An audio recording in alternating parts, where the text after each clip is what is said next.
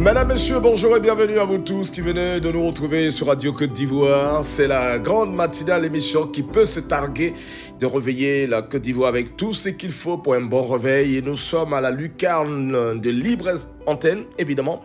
C'est à vous de nous dire ce qui n'est pas normal là-bas dans vos différentes localités en direct et maintenant au 27 20 21 44 48 27 20 24 27 87 pour les nouveaux arrivants. Nous avons Yéman Kwaku Florent de Tabagne qui nous appelle. Bonjour Yéman. Bonjour, l'ami des jeunes. Oui, comment ça va, Yéman? Ça va, l'adopté des vieilles, ça va. Ah bon? D'accord. Yéman, t'es pas gentil, hein? Alors, d'accord. On va y aller quand même. Oui, notre cher frère. Oui, allons-y. Si la Côte d'Ivoire a instauré la journée internationale de l'eau potable, sensibiliser la population dans une gestion responsable et rationnelle, éviter la fraude et le gaspillage, c'est vraiment vu l'importance première de l'eau, capital précieux, source de vie, matière indispensable pour l'homme et même pour la nature. Alors mon frère, c'est pas normal. Depuis plus de 9 mois maintenant, Sono Paningokro, mon village, dans le grand département de Bayakro, n'a pas de l'eau potable. C'est un calvaire jamais inégalable, mon frère. Que nos mamans vivent, venez les voir défiler sur les routes de Marigot dans ces pénombres-là.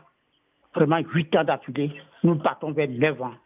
Vraiment, sur nos panneaux de corruption. Je sollicite aujourd'hui l'aide de l'État et demande génuflexion pour qu'une oreille attentive et une âme généreuse viennent sauver Sono Panokro dans cette calvaire de l'eau potable-là. Et vous voyez, à une émission avec Adam Bakoïko qui s'est rendu même dans le village, il a pagné au PFP le problème de l'eau potable. D'accord. Accord avec Weekend Info, avec l'autre, nous avons pagné au PFP les problèmes liés à l'eau potable. D'accord. Alors Yéman. Là, rien n'est fait. Oui, Yéman. Donc, on conclut qu'il faut de l'eau potable dans votre village qui s'appelle... Sono Paningokro, voilà. Département de Bayakro. Voilà, tout simplement, parce que là, ils sont nombreux au standard. Je vous sais très polissement. On va essayer de raccourcir les choses. Voilà, c'est bien dit, merci et bonne journée. On va à Mankono avec Timité Da. Bonjour. Timité Da. Oui, allô? Oui, mais éteignez la radio, s'il vous plaît. Et à chaque fois, il n'y a pas de radio près de moi. Il y a un son qu'on entend là. Bon, d'accord, allez-y, on va parler d'eau également avec vous. Allez-y. Oui, je voulais interpeller la CIE. Dans mon village, il y a les poteaux électriques qui datent depuis 1996. Les poteaux sont en bois. Honoré, lui, nous parle d'électricité. Il est à Fakobli, c'est ça, hein? Voilà, précisément à Badrou. Badrou, c'est mon village, c'est dans la sous-préfecture de Fakobli. D'accord. Et les poteaux électriques datent depuis 1996. Et ces poteaux électriques sont en bois. Donc, vu la durée de ces poteaux ont cédé, trois de ces poteaux ont cédé. Ce qui fait que, comme on appelle l'éclairage du village, n'est pas ça, les poteaux même là ont failli tomber. Donc, actuellement, on est privé d'électricité. On est parti à la compagnie ivoirienne d'électricité à Fakobli. Ils nous disent de payer pour qu'on change les poteaux électriques. Donc, vraiment, je vois que ce n'est pas normal. C'est pourquoi j'interpelle les responsables de venir nous en aide. D'accord. Alors, merci beaucoup. On a bien compris. Le message est également passé. Dieu Daniel, bonjour. Bonjour Didier, comment ça va? Oui, Dieu fait grâce, ça va. Merci beaucoup. Alors, on va vous suivre. On parle également avec vous de route. Oui, oui. Allez-y. Je veux parler de l'as Sassandra Gagnoa. Vraiment, cet as-là, c'est vraiment scandaleux. Gayo est vraiment enclavé parce qu'il y a depuis beaucoup de temps que je parle de ça. Donc vraiment, je demande à toutes les autorités des trois départements, les autorités de Gagnoa, de Gayo et de Sassandra, de voir notre cas. Parce que vraiment, cette route-là, même quand il pleut, il n'y a pas de route, tout est barré. Les ponts sont coupés, vraiment, il n'y a pas de route. Actuellement, c'est la poussière. Et puis des grands trous sur la route. Vraiment, la route est impraticable. Une route de 160 km qui n'est pas bitumée en Côte d'Ivoire, ce n'est pas du tout normal. Donc, je demande au gouvernement aussi de penser à nous. Très bien. Je vous remercie. C'est nous qui vous disons merci. Bonne journée à Gueyo, à tous nos amis des Gueyo et des Tabagne également. On va aller à Kanzra cette fois-ci avec Bakayoko. Abdoulaye, bonjour. Bonjour, amis des jeunes. Voilà, là, il y a une bonne nouvelle apparemment. Alors, exactement, vraiment, c'est très, très normal. Je remercie le président de la République pour le décret qu'il a pris pour le pays. Vraiment, on le remercie beaucoup. Vraiment, ce qu'il a pensé à son pays, que Dieu n'a qu'à nous aider, qu'il n'a qu'à puisse terminer les travaux qu'il a proposés pour la Côte d'Ivoire. Puisqu'il a bien dit que jusqu'en 2025, tous les petits villages de Côte d'Ivoire doivent électrifier. Vraiment, on le remercie beaucoup. Avec les routes qu'il a fait aussi, on le remercie beaucoup. Mais dans son remerciement, on lui demande beaucoup pardon pour que Kanzra ne caille dans le projet. Puisque Kanzra, vraiment, on a beaucoup de problèmes à faire à Kanzra. Puisqu'il y a des gros campements où il y a des 3 écoles, 4 écoles, et il n'y a pas d'électrification là-bas. Il n'y a pas de route. D'ici, Nawatakro, il n'y a pas de route, il n'y a pas de courant. Ici, Nekro, il n'y a pas de route, il n'y a pas de courant. Ici, Saint-Fliscro, il n'y a pas de route, il n'y a pas de courant. Or, dans les coins que je parle là, il y a au moins 2 écoles, 3 écoles. Il y a l'hôpital là-bas, il y a tout. Mais vraiment, on remercie le président de la République pour tout ce qu'il a fait. On lui demande beaucoup pardon pour ne pas nous oublier aussi. On lui demande beaucoup pardon. On le remercie pour tout ce qu'il fait. Que Dieu n'a qu'à donner longue vie et n'a qu'à vieillir dans ces postes-là. Il me tient aujourd'hui avec son chef gouvernement, M. Patrice Hachi, vraiment, que le meilleur gagne.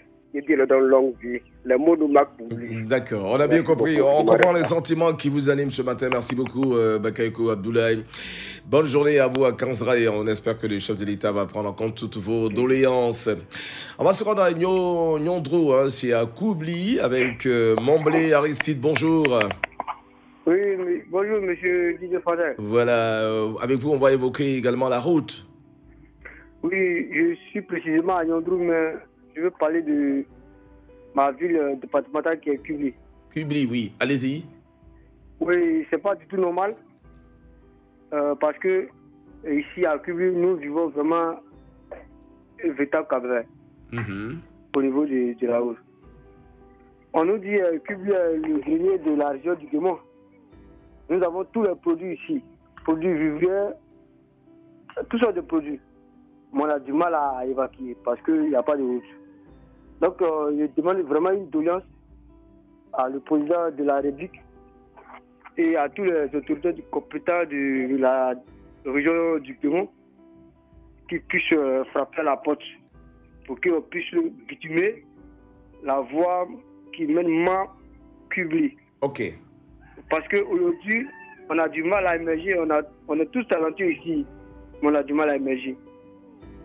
Quelque chose il faut avoir à Kubli, tu es obligé d'aller à Mans.